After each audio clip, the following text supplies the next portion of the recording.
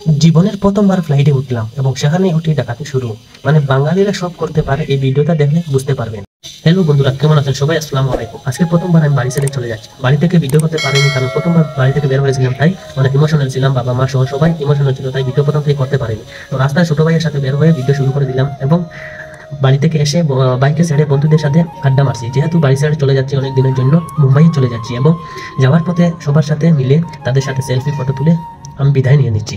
তো দেখাবো এই ভিডিওর মাধ্যমে কিভাবে আমি ফ্লাইটে উঠলাম এবং জীবনের প্রথম একটা গরিব ঘরের ছেলে ভাবিনি স্বপ্নেও আমি ফ্লাইট চড়বো এবং এই ফ্লাইটে উঠে আমি কি কি করলাম, কিভাবে আমি ফ্লাইটে চুরি করলাম, সবকিছু তোমাদের এই ব্লগে দেখাবো, তাই শেষ অবধি ব্লগটা দেখবে। তো এখানে দেখতে পাচ্ছ আমি ফ্লাইটে এয়ারপোর্টে যাওয়ার জন্য প্রথম স্টেশনে এসে গেছি, কারণ আমাদের এখান থেকে ফ্লাইটের স্টেশনটা অর্থাৎ এয়ারপোর্ট অনেক দূর, তাই প্রথমে আমাকে স্টেশনে গিয়ে ট্রেনে যেতে হবে। তাই বন্ধুরা আমাকে স্টেশন এসেছে ছেড়ে দেওয়ার জন্য। আমাদের আসামের মধ্যে বিখ্যাত একটি স্টেশন, যেটার নাম হচ্ছে বদরপুর স্টেশন। এখানে এসে আমি ট্রেনের অপেক্ষা করছিলাম, আমার ট্রেনটা এখনো আসেনি। এখানে বসে বা বন্ধুদের সাথে আড্ডা মেরে সময় কাটাচ্ছিলাম। বন্ধুরা আমাকে বিদায় জানাচ্ছিল, আসলে তারাও আমার সাথে ইমোশনাল হয়ে গেছিল, কারণ আমাকে বিদায় জানাতে তাদের বুক মানছিল না। তো অবশেষে আমার ট্রেনটাই দেখতে পারছো এসে গেছে। আমি এই ট্রেনে করে মূলত গুয়াহাটিতে যাব। তাই বন্ধু আমাকে অনেক মোটিভেশন এখানে দিয়েছিল, আমি তোমাদেরকে শোনাতে পারিনি নয়েজের কারণে। অবশেষে ট্রেনের ভিতরে এসে আমার টিকিট দেখে সিট বের করে সেখানে বসে পড়বো। তো বন্ধু এখানে আমার বন্ধু একটা ফ্যামিলি থেকে ফোন এসেছিল এবং অন্য বন্ধু আমাকে অনেক কিছু বলেছিল, ওর এক্সপিরিয়েন্স ছিল বিদেশ নিয়ে, অর্থাৎ মুম্বাই নিয়ে, যে মুম্বাই গিয়ে কি করতে হবে না করতে হবে। তো ট্রেন চালার পরে আমি পথে রাস্তায় অনেক সুন্দর সুন্দর কিছু দৃশ্য, যেগুলো না দেখলে অনেক মিস করবে। হয়তো তোমরা অনেকেই ভ্রমণ করো, কিন্তু ট্রেনে ভ্রমণ করলে অনেক কিছু দেখতে পারবে, পাহাড় পর্বত, ঝর্ণা, পানি এবং আরো অনেক কিছু দেখতে পাবে, যেগুলো অর্থাৎ তোমার মন যদি খারাপও হয়ে থাকে তাহলে এই দৃশ্যগুলো তোমার মনটা ভালো করে তুলবে। তাই এগুলো যারা যারা বাড়িতে বসে মোবাইলের মাধ্যমে দেখো তারা হয়তো বুঝতে পারবে না, কিন্তু যারা ফেস টু ফেস দেখেছো তাদের হয়তো অভিজ্ঞতা আছে। তো এই ধরনের কিছু দৃশ্য আমি তোমাদের সামনে তুলে ধরলাম, তোমরা শেষ অব্দি কিন্তু দেখবে। এখানে অনেক সুন্দর ঝর্ণা জল বয়ে গেছিল, অপর দিকে ঝর্ণা আসছিল, আমি সেটা তোমাদেরকে দেখাতে পারিনি। তো এখানে দেখতে পাচ্ছ পাহাড় থেকে, পাহাড়ের বুক চিরে কি রকম কুয়াশা বের হয়ে যাচ্ছে, এটা দেখে আমি খুবই আমার ভালো লাগছিল। কি বলবো, বাড়ি থেকে বের হওয়ার পর আমার মনটা অনেক খারাপ ছিল, বাবা মা আত্মীয় স্বজন গ্রাম সবকিছু ছেড়ে চলে এসেছিলাম, কিন্তু এই পাহাড় পর্বতগুলো দেখে আমার অনেক ভালো লেগেছিল। অবশেষে রাত্রে গুয়াহাটি স্টেশনে এসে পৌঁছে গেছি। দেখতে পারছো আসামের কিছু কালচারাল ফটো। স্টেশন থেকে আমি অবশেষে চলে এসেছি এয়ারপোর্টে। মূলত এয়ারপোর্ট স্টেশন থেকে অনেক দূর, আমি র্যাপিডো বুক করে চলে এসেছি। আমি তোমাদেরকে সেইটা দেখাতে পারিনি, কারণ সকাল সকাল আমি সেই ভিডিওটা অন করতে ভুলে গেছিলাম, তাই এয়ারপোর্টে ঢুকে আমি ভিডিওটা অন করে দিয়েছি। এখানে দেখতে পারছো তোমরা আমি গুয়াহাটি ইন্টারন্যাশনাল এয়ারপোর্টে চলে এসেছি। তো তোমরা সম্পূর্ণ ব্লগটি দেখবে, তাহলে বুঝতে পারবে আমি কিভাবে চুরি করলাম ফ্লাইটের ভিতরে। তো এখানে এসে আমি বোর্ডিং পাসের জন্য অপেক্ষা করছিলাম এবং উপরের তাকে দেখি বাপরে বাপ, কি বড় একটা ফ্যান ফ্লাইটের পাখনার মতো। দেখে আমি হতবাক হয়ে গেলাম, কারণ প্রথমবার দেখছি। কারা কারা এরকম প্রথমবার দেখছো আমাকে একটু কমেন্টে জানাবে। অবশেষে আমি এয়ারপোর্টের ভিতরে ঢুকে গেলাম আমার বোর্ডিং পাসটি নেওয়ার জন্য। তাই আস্তে আস্তে আমি লাইনে দাঁড়িয়ে যাচ্ছি বোর্ডিং পাসটা নেওয়ার জন্য। অবশেষে পেয়ে গেছি আমার সেই বোর্ডিং পাসটা, যেটা নিয়ে আমি মূলত ফ্লাইটে উঠবো।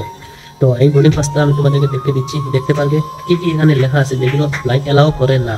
তো অবশেষে এই দিদির কাছে এসেছিলাম আমার ব্যাগগুলো জমা দেওয়ার জন্য। দিদি বলেছিল ভিডিও না করার জন্য। মূলত এখানে আসামের হয়তো তোমরা শুনতে পারছো খুবই বিখ্যাত একজন গায়ক জুবিন গার্গ মারা গেছেন, জুবিন দাদা মারা গেছেন, যার জন্য নাকি এয়ারপোর্টের ভিতরে ভিডিও করা নিষেধাজ্ঞা 2-4 দিনের জন্য। তবুও আমি অনেক কষ্ট করে ভিডিও করছি। এখানে দেখতে পাচ্ছ আমি বাসের ভিতরে উঠে গেছি, অর্থাৎ ফ্লাইটে নেওয়ার জন্য যে বাসটি ভ্রমণ করে থাকে মানুষদের, সেখানে উঠে গেছি। উঠে যাওয়ার পর দেখতে পাচ্ছ এই ফ্লাইট করে মূলত গতকাল অর্থাৎ 20 সেপ্টেম্বর জুবিনদাকে সিঙ্গাপুর থেকে নিয়ে এসেছিলেন এই ফ্লাইটের মাধ্যমে।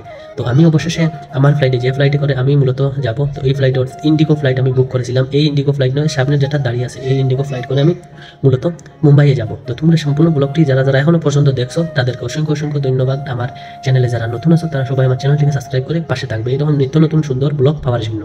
তো এখানে দেখতে পারছো আমি ফ্লাইটের ভিতরে এসে আমার সিট থেকে বসে পড়েছি। আসলে এখান থেকে শুরু হবে ফ্লাইটের ভিতরে চুরি করা, অর্থাৎ আমি যে ভিডিওগুলো করছি সেটাই হচ্ছে চুরি। ওটার সময় আমাকে বলেছিল যে আমি ক্যামেরা অন করে রেখেছিলাম, বলেছিল যে ফ্লাইটের ভিতরে ভিডিও করা নিষেধ বর্তমানে। তো কেন নিষেধ করেছে সেটা আমি জানি না, অনেকেই মোবাইল পকেটে ঢুকেছিল, কিন্তু আমি এই দেখো চুরি করে অর্থাৎ লুকিয়ে ভিডিও করা শুরু করে দিয়েছি।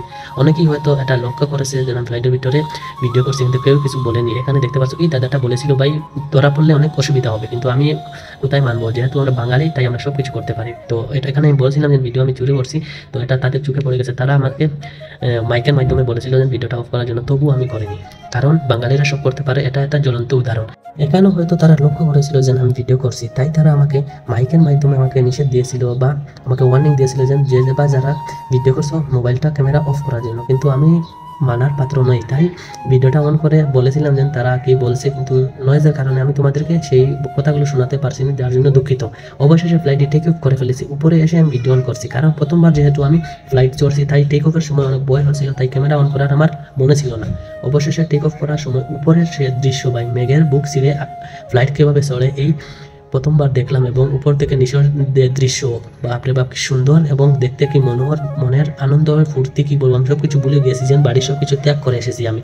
তো অবশেষে ফ্লাইটটি উপরে অনেক উপরে চলে এসেছে, যেখান থেকে মানুষ যদি একবার নিচে পড়ে তাহলে হয়তো তার দেহ খুঁজেই পাওয়া যাবে না। তো অবশেষে অনেক আনন্দ পাচ্ছিলাম, কারণ গরিবের ছেলে হয়ে প্রথমবার আমি ফ্লাইটে ভ্রমণ করছি, আর এই ফ্লাইটের ভ্রমণের ভিডিওটা আমি তোমাদের সাথে শেয়ার করতে পেরেছি। যাই হোক, আমি অবশেষে অনেক কিছু ভ্রমণ করে, ট্রেন, গাড়ি এবং ফ্লাইট ভ্রমণ করে আমি ইন্টারন্যাশনাল এয়ারপোর্ট অর্থাৎ মুম্বাইয়ে এসে পৌঁছে গেছি।